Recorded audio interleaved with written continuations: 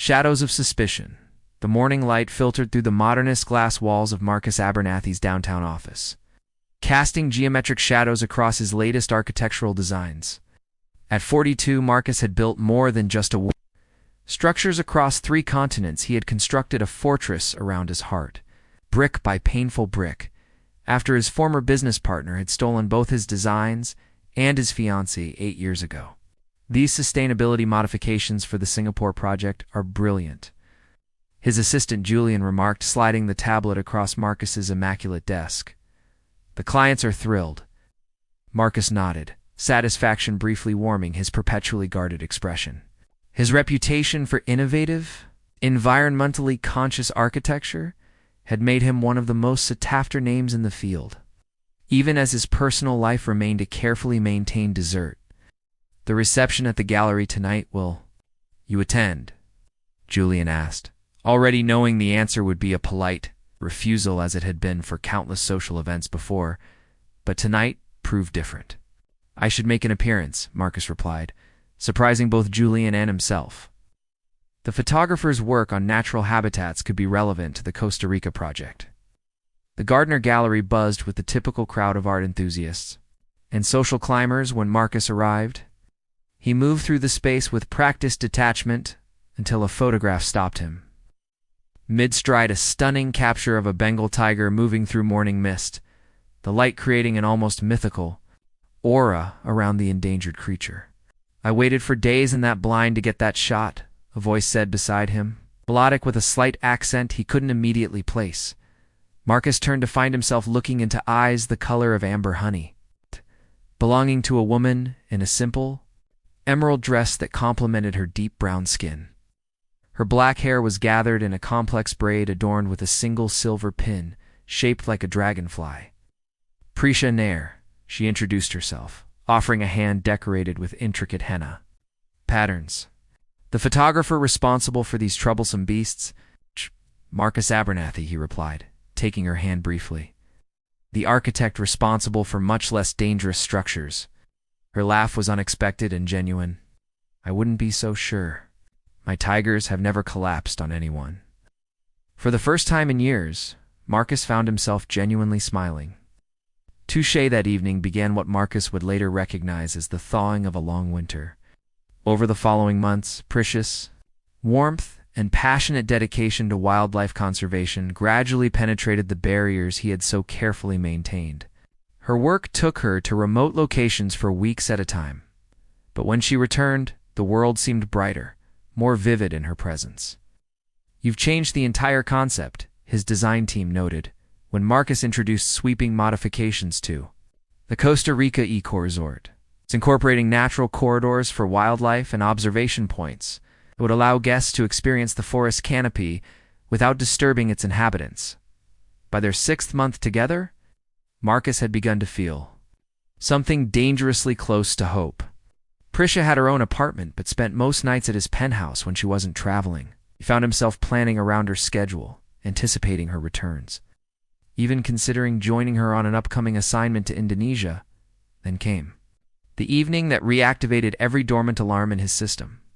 He had decided to surprise Prisha at her apartment after an unexpectedly canceled meeting.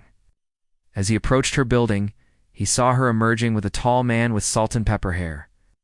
The stranger's arm was around her waist, and she was looking up at him with unmistakable affection.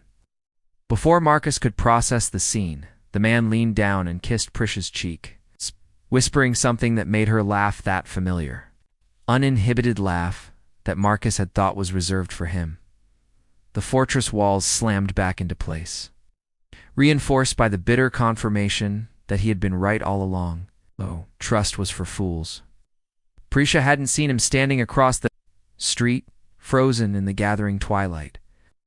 Marcus turned and walked away, each step cementing his conviction that he had narrowly escaped another betrayal. Fractured frames, the accusation had erupted from Marcus like magma hot, destructive, and impossible to take back. 3 days after witnessing Prisha with the unknown man, he had finally responded to her messages, asking her to meet at his penthouse. She had arrived with bright eyes and a small package that she never got to explain. Who is he? Marcus had demanded before she could even set down her things. The coldness in his voice had made Prisha step back, as if physically struck. "What are you talking about?" Her confusion seemed genuine, which only fueled his anger. He had expected denials, but the apparent innocence in her expression felt like mockery. "The man outside your apartment Tuesday evening? Gray hair, expensive watch, the one you were so comfortable with?" His words cut through the air like shards of glass. "I saw you, Prisha. Don't insult me by lying." Realization dawned on her face, followed quickly by something Marcus hadn't expected, not guilt, but profound disappointment. "That's Dr. Joaquin Varela. It's my—" She stopped, seeming to reconsider whatever explanation she had been about to offer. Her shoulders straightened, and Marcus recognized the fierce dignity he had first admired in her. "You know what? No. If you think so little of me that you would immediately assume the worst without even asking me about what you saw, then there's nothing to explain." She had placed the small package on his coffee table. "This was for you, something I thought you'd understand the value of." She moved toward the door, then turned back, her eyes glistening with unshed tears. "I thought you were different, Marcus. But you're still living in the ruins of your past, and I refuse to be buried there with you." Then she was gone, leaving behind only the lingering scent of her sandalwood perfume and the untouched package on the table. For 2 days, Marcus had maintained his righteous anger, convincing himself he had narrowly avoided another betrayal. But by the third morning, doubt had begun to creep in. He finally opened the package Prisha had left inside. It was a carved wooden tiger, its details exquisite and lifelike. Attached was a handwritten note. "Found this in a village near the conservation area." The artisan said, "Tigers are guardians that see the truth behind deception. Reminded me of you and your ability to see what others miss. Love, P." The irony was, acid in his throat had missed everything that mattered. His calls went straight to voicemail. His messages remained unread. When he finally swallowed his pride and went to her apartment, the neighbor informed him that Prisha had left for an assignment in Thailand 3 weeks ahead of schedule. She seemed upset, the elderly woman had added, eyeing Marcus suspiciously. Said something about needing space to think.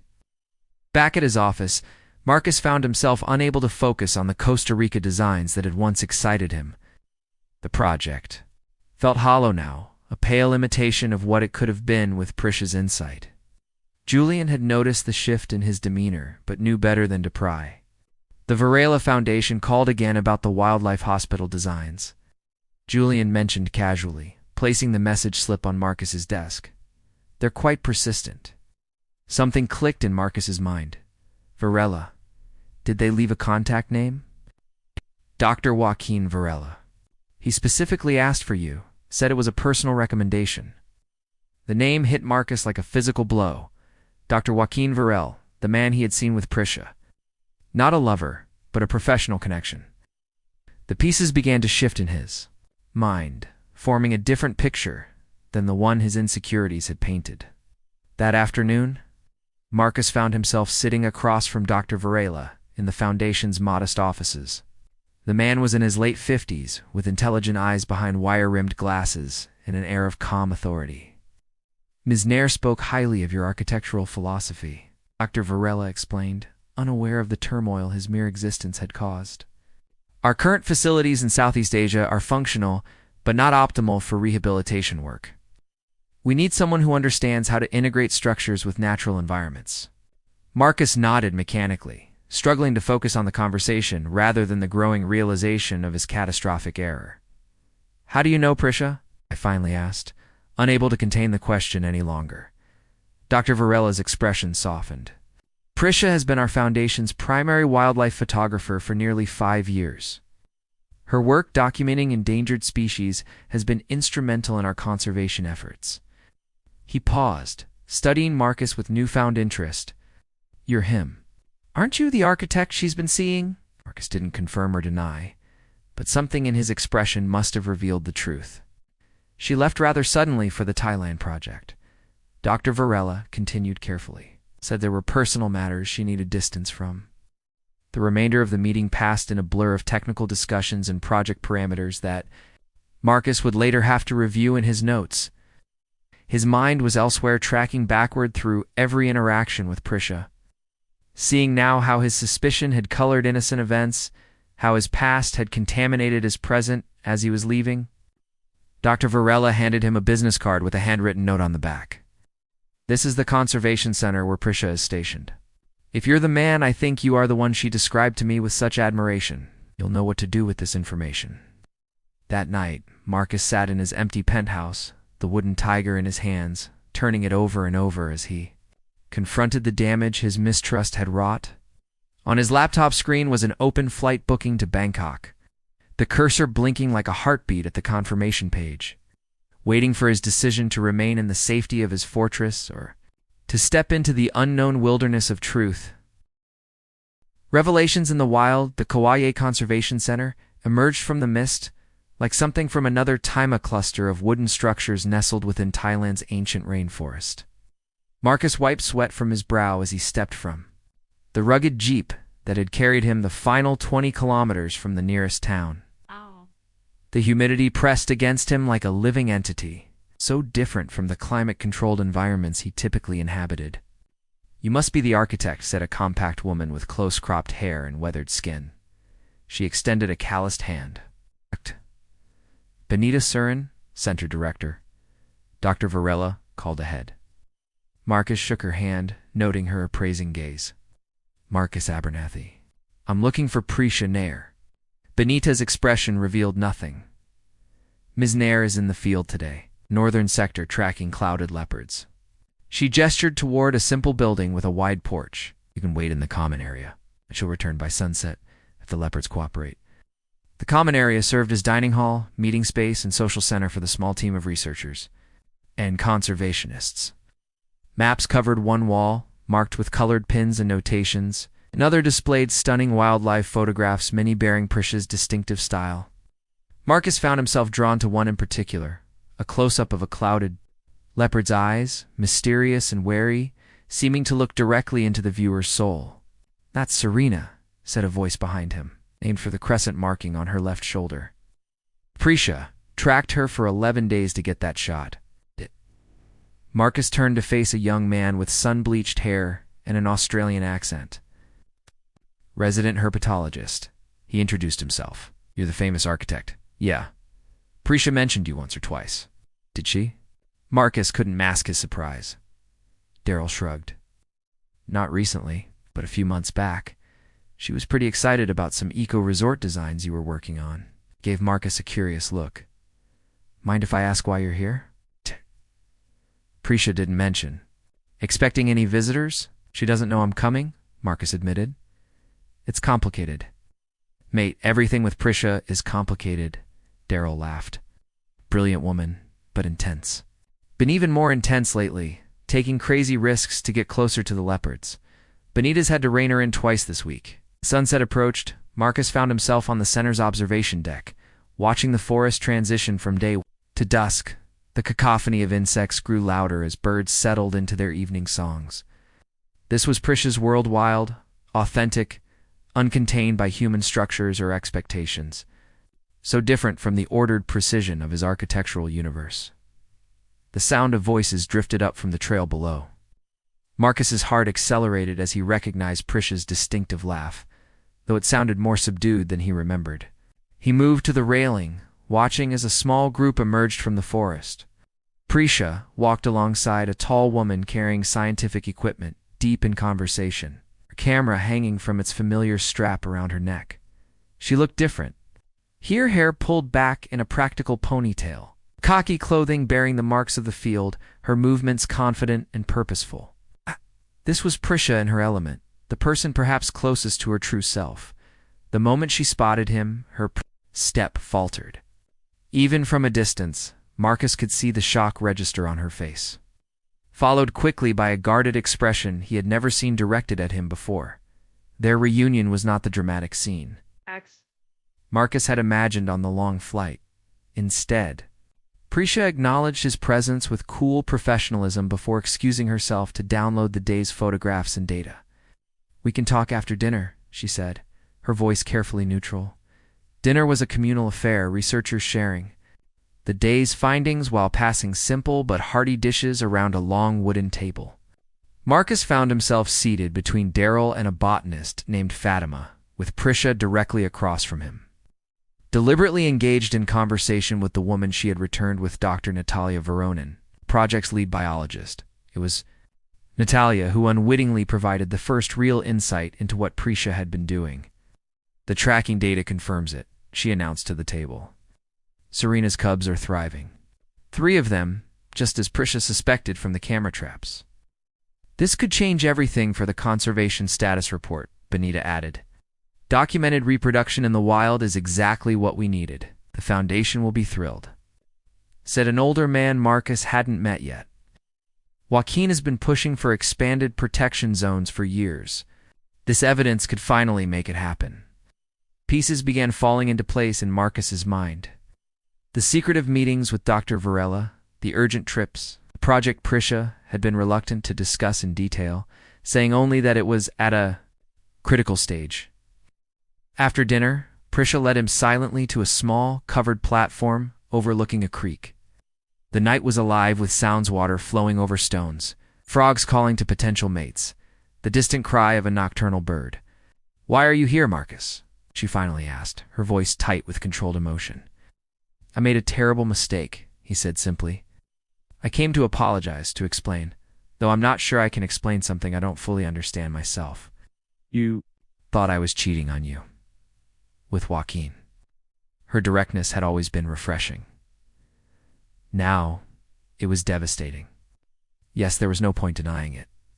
"Joaquin is 63 years old, married for 37 years, has been my mentor since I was in university," she said flatly. "He's also the head of the foundation funding this entire project, a project I've been working toward for 5 years. Marcus closed his eyes briefly, the full magnitude of his error washing over him. The clouded leopards. Prisha's surprise showed through her anger. "How do you know about that?" "I've been here all day. People talk." He gestured toward the forest. "You found evidence of breeding populations?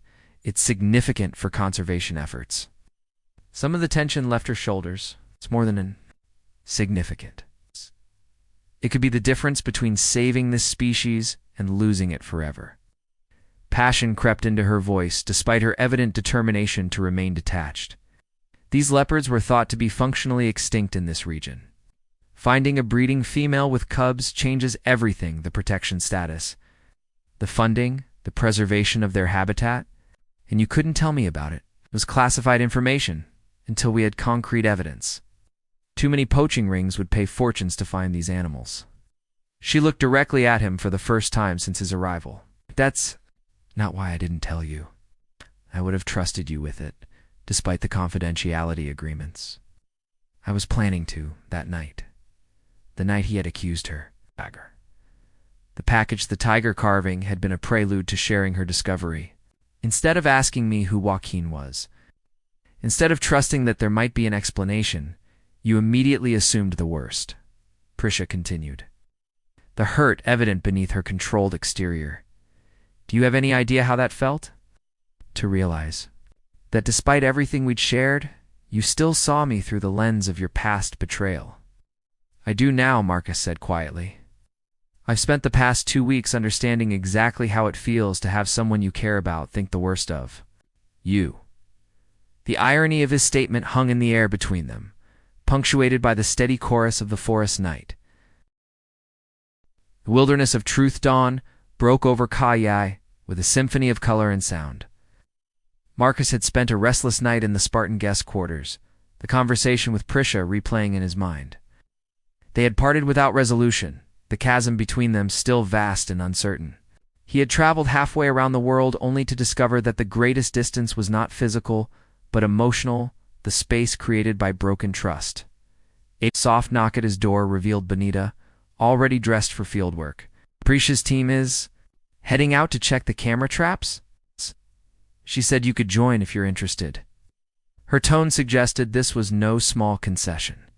30 minutes later, Marcus found himself following Prisha and Natalia along a narrow trail that wound through dense undergrowth. The morning air was thick with moisture and the earthy scent of decomposing leaves. He was acutely aware of his foreignness in this environment, his hiking boots too new, his movements too loud and clumsy compared to the women who moved with practiced ease through the forest. "Stay on the trail," Prisha instructed without looking. "Back, and keep your voice down. We're entering Serena's territory." For 2 hours they hiked in near silence, stopping occasionally while Prisha consulted GPS coordinates on a rugged tablet. The physical exertion was welcome. It gave Marcus something tangible to focus on besides the emotional tangle he had come. To address their destination proved to be a small clearing where a weathered camera was secured to a tree trunk, aimed at what appeared to be a game trail. Prisha approached it with reverence, carefully removing the memory card before replacing it with a fresh one. "Let's check the footage here," she suggested to Natalia, who nodded and produced a laptop from her backpack. The two women huddled over the screen while Marcus stood awkwardly to the side, an outsider to their professional intimacy. There, Natalia's excitement broke the forest quiet. All 3 cubs following right behind her. Prisha's face transformed. With joy the unguarded expression Marcus had missed desperately, she gestured him over. "Look at this. This is what we've been working for." The footage was grainy, but unmistakable. A majestic clouded leopard moving gracefully through the foliage, followed by 3 smaller versions of herself, their distinctive cloud-patterned coats catching the dappled sunlight. Seeming to look directly at the camera with knowing amber eyes before continuing on her path, cubs trailing behind. "Serena trusts this route," Prisha explained, her voice soft with wonder.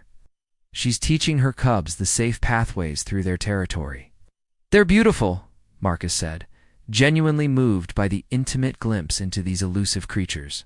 "Lives, they're more than beautiful," Natalia added. "They're hope."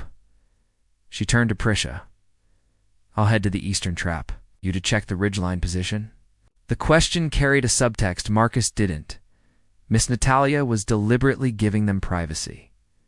After she departed, Prisha led Marcus toward a steeper trail.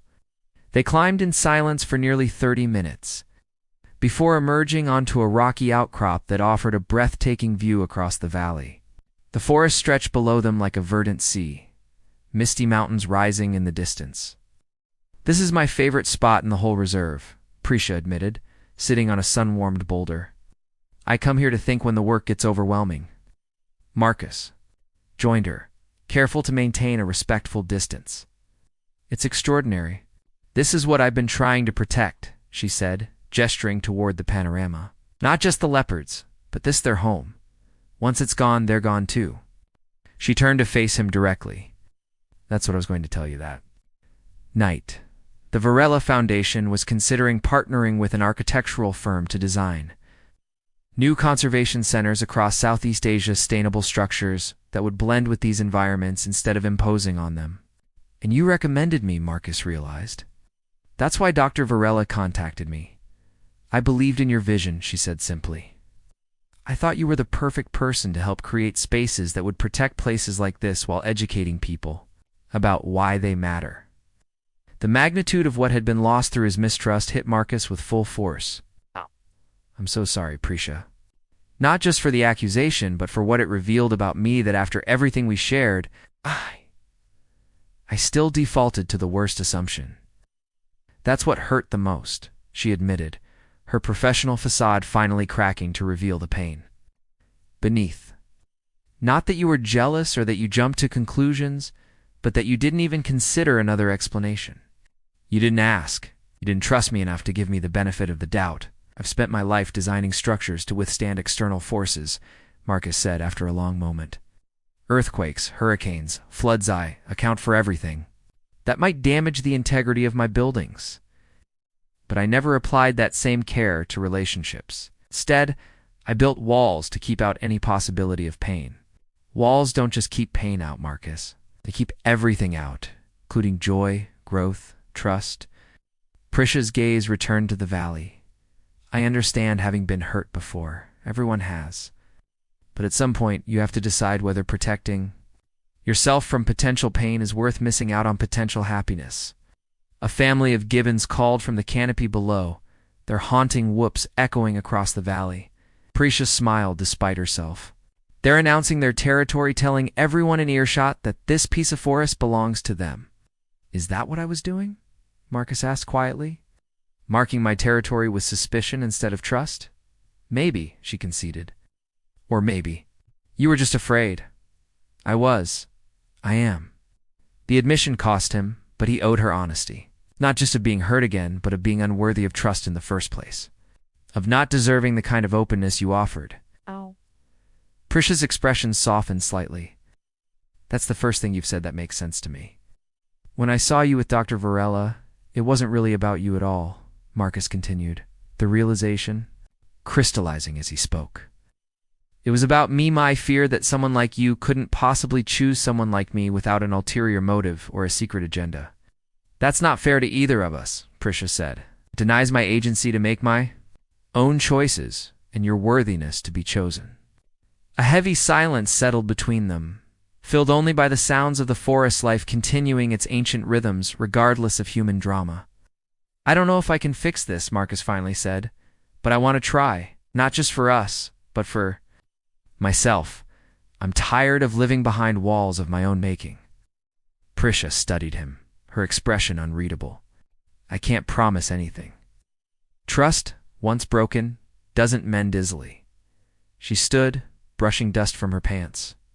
But I believe people can change if they truly want to. I have to believe that otherwise, my work would be pointless. Species adapt, or they perish. Perhaps people can too. As they prepared to descend back to the trail, a movement in the valley below caught their attention. Through her binoculars, Prisha gasped softly. It's Serena, she whispered, passing the binoculars to Marcus. At the edge of the clearing, through the lenses he watched the magnificent leopard pause at the forest edge, cubs tumbling playfully around her paws. She seemed to survey her domain with cautious pride before melting back into the protective shadows of the trees, her family following close behind. They need both, Prisha said softly. The clearing for hunting and the forest for protection, one without the other, isn't enough. The metaphor wasn't lost on Marcus. As they made their way back down the trail, a fragile understanding began to form between them, not forgiveness yet, but perhaps the first tentative step toward it. Reconstructed trust 6 months later, the rains had come and gone from Koyai, leaving the forest lush and vibrant with new growth. The conservation center, too, had transformed. What had once been a cluster of aging wooden structures was now an integrated complex of sustainable buildings that seemed to grow organically from the landscape itself. Marcus stood on the observation deck of the new research facility, watching researchers move between buildings along elevated walkways that minimized disruption to the forest floor. Solar panels disguised as canopy leaves captured energy while providing shade. Rainwater collection systems fed living walls of native plants. Every element served both human function and ecological purpose, harmony of design that represented the most fulfilling work of his career. The Foundation board is impressed, Dr. Varela said, joining him at the railing. The older man had flown in for the official opening ceremony scheduled for the following day. They're already discussing implementing similar designs at our other sites. I had excellent inspiration, Marcus replied, his gaze drifting to where Prisha stood with a group of visiting university students, explaining the camera trap network that had been expanded under the new conservation initiative. The journey from that painful confrontation on the ridge to this moment had been neither straightforward nor easy. Marcus had returned to Singapore after a week at the center, not with Prisha by his side, but with a deeper understanding of her work and a commission from the Varela Foundation to redesign the Koyai facilities. For 3 months, they had maintained a strictly professional relationship, video calls focused entirely on the project, emails exchanging design concepts and functional requirements. Marcus had approached the work with unprecedented humility, listening more than speaking, learning the rhythms and needs of the forest and its inhabitants before proposing a single design element. Gradually, the conversations had expanded beyond work. Prisha would mention Serena's cubs growing bolder in their explorations. Marcus would share anecdotes about his new volunteer work with a Singapore youth architecture program. Small, cautious steps toward rebuilding something neither of them had been ready to name. The turning point had come unexpectedly. During a virtual project meeting with the full conservation team, Marcus had presented his final designs, incorporating feedback from every department. When he finished, Benita had bluntly asked, "But what about the leopards? How do we know these structures won't disrupt their pathways?" Before Marcus could respond, Prisha had intervened. "I've reviewed the plans with Marcus extensively. He's mapped all of Serena's routes and designed around them. These buildings respect their territory in ways our current structures never considered." Wasn't just the defense of his work that had affected Marcus, it was the simple phrase, "I've reviewed the plans with Marcus." It's not the architect or Mr. Abernathy, but Marcus. The casual intimacy of his name in her mouth after months of formal distance had felt like the first crack in a dam. That night, he had called her directly instead of emailing his thanks. They had talked until sunrise in Singapore, midnight in Thailand, about everything except work, about childhoods and dreams, failures and hopes, about the walls people build and the courage required to dismantle them. 2 weeks later, Marcus had relocated temporarily to Koh Yi to oversee construction, moving into a tent at the edge of the research compound. Proximity had not automatically healed the breach between them, but it had allowed for small, daily acts of rebuilding, shared meals, dawn hikes to check camera traps, evening conversations on the observation deck. "She's heading to Indonesia next month," Dr. Varela mentioned, interrupting Marcus's reflections. "The Sumatran project needs her expertise with the Tigran camera network." "I know," Marcus said. "I'm going with her." Dr. Varela's eyebrows rose slightly. "Are you? The Foundation hasn't commissioned any new structures there." "This isn't about work," Marcus admitted. "At least, not entirely." Understanding dawned on the older man's face. "I see. Well, she could use the support. That project presents unique challenges." Conversation might have continued, but a commotion from the research building drew their attention. Prisha emerged, moving with purposeful excitement, tablet in hand. "Joaquin." "Marcus, you need to see this," she called, waving them over. Inside, researchers gathered around a large display screen. Where footage from a remote camera played, the timestamp showed it had been recorded just hours earlier. Image quality was remarkably clear, a result of the new equipment. Marcus had insisted on including in the budget showing Serena's 3 cubs, now nearly grown, playing at the edge of a stream while their mother lounged watchfully nearby. "They're thriving," Prisha said, her face alight with professional satisfaction and personal joy. "All 3 surviving 2 adolescents. It's unprecedented in this region." "The expanded protection zone is making a difference," Natalia added. "Poaching incidents are down 80% since implementation." Marcus felt a quiet pride that had nothing to do with architecture and everything to do with being part of something larger than himself. His designs were not just buildings. They were participants in a crucial effort to preserve something irreplaceable. As the excitement settled into focused discussion of data points and territory mapping, Prisha moved to stand beside him. Their hands found each other naturally, fingers intertwining in a gesture that had become familiar over recent weeks. "Thank you," she said softly, "for his ears alone." "For what?" "The buildings, the equipment budget?" Marcus asked. "For seeing," she replied simply. "Really seeing not just the structures or the systems, but the purpose behind them. For understanding that this work isn't just about saving individual animals, but about maintaining the connections between all living things." Later that evening, they walked together along a new pathway that wound through the research compound. The design deliberately mirrored natural forest paths, lit by solar-powered fixtures that emitted a soft glow mimicking moonlight, bright enough for human safety, but not so bright as to disrupt nocturnal wildlife. "The Indonesian assignment," Prisha began hesitantly. "It's for at least 6 months, possibly longer." "I know," Marcus said. "The Varela Foundation has approached me about designing a field research station there. Something even more integrated with the environment than this one. And you're considering it?" "I've already accepted," he admitted. But I would have found a reason to come even without the commission. Prisha's smile held a warmth that had been absent during the difficult months of their separation.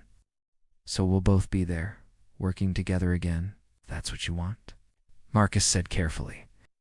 They had been taking small steps toward reconciliation, but neither had explicitly defined what their relationship had become or might become. Prisha stopped walking, turning to face him directly. The moonlight mimicking path lights cast gentle shadows across her features. What I want, she said deliberately, is a partner who sees me clearly, who trusts not just my words, but my character, who understands that relationships, like ecosystems, require both space and connection to flourish. I'm still learning, Marcus acknowledged, but I'm committed to the process. Learning is all any of us can do, she replied. I'm not the same person I was 6 months ago either. This work changes. It makes you realize how interconnected everything is, how one broken link can threaten the entire chain. Marcus thought of Serena and her cubs, of the delicate balance between wilderness and protection, of the careful architecture of trust that he and Prisha had been rebuilding, beam by beam and wall by wall. I have something for you, he said. Reaching into his pocket, he withdrew a small object and placed it in her palm-carved wooden leopard, its details as exquisite as the tiger she had once given him. I found an artisan in the village, said leopards symbolize the courage to move through darkness toward light. Prisha's fingers closed around the carving. Is that what we're doing? Moving toward light? I hope so, Marcus said simply. Above them, the vast canopy of stars emerged as clouds cleared from the night sky.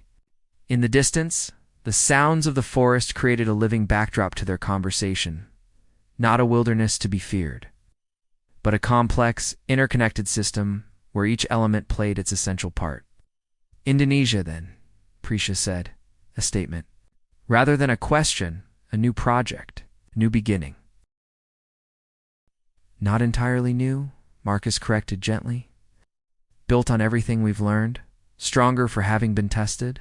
He paused, choosing his words with the same care he applied to his architectural plans. I can't promise I'll never make mistakes, but I can promise to build with better materials this time, with honesty and trust, instead of fear and suspicion. Prisha slipped her hand back into his. The wooden leopard nestled between their palms. That sounds like a solid foundation, she said, the architect's metaphor not lost on her. Let's see what we can create together. As they continued their walk along the moonlit path, the conservation center stood behind them. Testament to what was possible when human design worked in harmony with natural systems rather than against them. Ahead lay not just a professional collaboration, but a personal one, a relationship not rebuilt to its former state, but reconstructed with greater wisdom, stronger supports, and deeper understanding of both its fragility and its potential. In the forest beyond, Serena and her growing cubs moved through their territory, navigating between open clearings and protective shadows, finding their own balance between vulnerability and safety, a living embodiment of the lesson Marcus and Prisha had learned. Through their journey from mistrust to reconciliation, that the most resilient structures are not those that avoid damage at all costs, but those designed to bend without breaking, to adapt without losing their essential nature, and to grow stronger through the very challenges that once threatened to destroy them.